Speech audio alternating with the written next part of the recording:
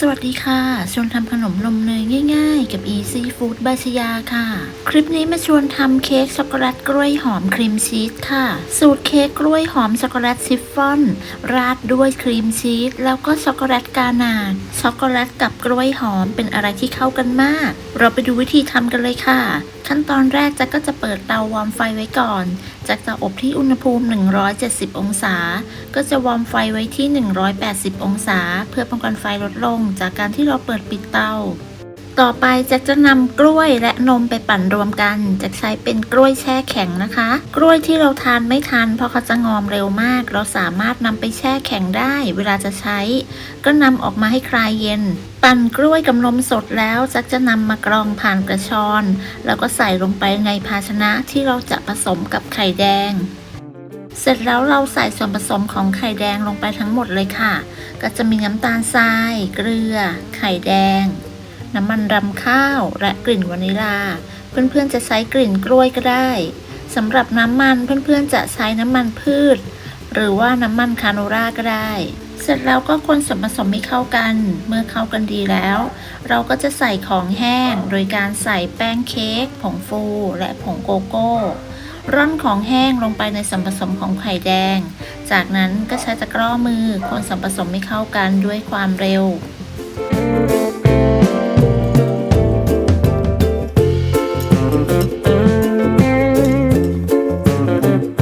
เมื่อคนจนเข้ากันดีแล้วก็ให้เราพักส่วนนี้ไว้ก่อน ต่อไปเราก็จะมาตีไข่ขาว เปิดสปีดความเร็วกลาง ตีไข่ขาวให้ขึ้นฟองหยาบเล็กน้อย จากนั้นใส่น้ำมะนาวลงไป ถ้าไม่มีสามารถใช้ครีมอัลพาท่าหรือน้ำส้มสายชูแทนได้ จากนั้นก็ทยอยใส่น้ำตาลลงไป โดยแจ็คแบ่งใส่น้ำตาลทราย3 ครั้ง แต่ละครั้งให้ห่างกันประมาณ 10-15 วินาที เมื่อใส่น้ำตาลทรายจนหมด เราก็ตีไข่ขาวต่อ ตีจนกระทั่งไข่ขาวมีลักษณะเป็นสีขาวนวล เป็นริบบอน ตั้งยอดอ่อนปานกลาง ปลายงองุ้ม ประมาณนี้ก็ใช้ได้แล้ว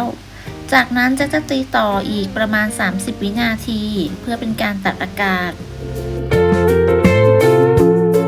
ต่อไปเราก็จะนำไข่ขาวที่ตีได้มาผสมกับส่วนผสมของไข่แดงที่เราทำไว้ โดยแจ็คจะแบ่งไข่ขาวมาผสม3 รอบ แต่ละรอบก็ให้เราคนตะล่อมด้วยความเบามือ แต่ทั้งนี้ก็ต้องทำด้วยความเร็ว หากเราคมตะล่อมนานก็อาจจะเป็นสาเหตุทำให้เค้กของเราไม่นุ่มฟูได้ ในการคนตะล่อมก็แล้วแต่ความถนัดของแต่ละท่าน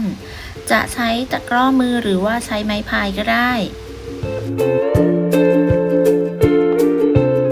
เมื่อเข้ากันดีแล้วเราก็นำไปใส่ถาด วันนี้จะใช้เป็นถาด 7x7x2 นิ้ว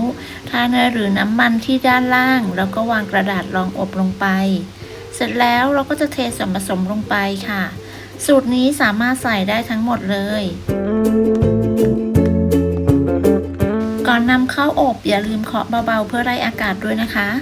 เสร็จแล้วก็นำเข้าอบกันเลย อบที่อุณหภูมิ 170 องศา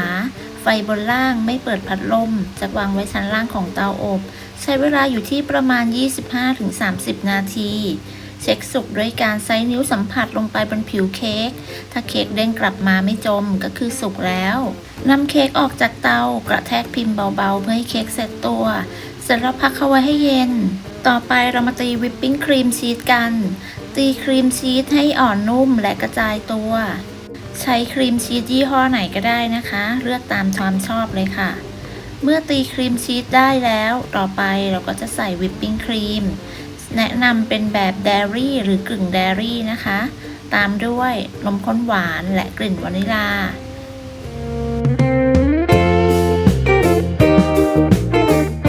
จากนั้นก็ตีครีมชีสและวิปปิ้งครีมให้เข้ากันให้ขึ้นฟูค่ะ เมื่อตีจนขึ้นฟูดีแล้วจะพักเขาไว้ก่อนในตู้เย็น เรามาทำช็อกโกแลตกานาชกันค่ะ ใส่ดาร์กช็อกโกแลตลงไปในนมร้อน ทิ้งไว้ประมาณ 30 วิ แล้วก็คนให้เข้ากัน คนจนช็อกโกแลตละลาย แล้วก็จะนำไปแช่ตู้เย็นเพื่อให้เขาข้นขึ้น ต่อไปเราก็จะมาประกอบเค้กกันค่ะ เมื่อเค้กที่เราพักไว้เย็นแล้ววิปปิ้งครีมก็ตีไว้แล้วช็อกโกแลตกานาชที่เราแช่เย็นไว้ข้นแล้ว เราก็มาแต่งเค้กกันได้เลย นำเค้กออกจากถาดค่ะ แล้วแจ็คก็จะปาดหน้าออก เมื่อปาดหน้าออกแล้ว เดี๋ยวเราจะนำวิปปิ้งครีมที่เราตีไว้มาปาดบนหน้าเค้กเลยค่ะ ใครจะสไลด์ด้วยก็ได้นะคะ แล้วแต่ความชอบเลยค่ะนำวิปปิ้งครีมมาปาดบนหน้าเค้กให้ทั่ว เมื่อปาดจนทั่วแล้วก็ใช้ที่ปาดเค้กช่วยปาดให้ผิวเรียบขึ้น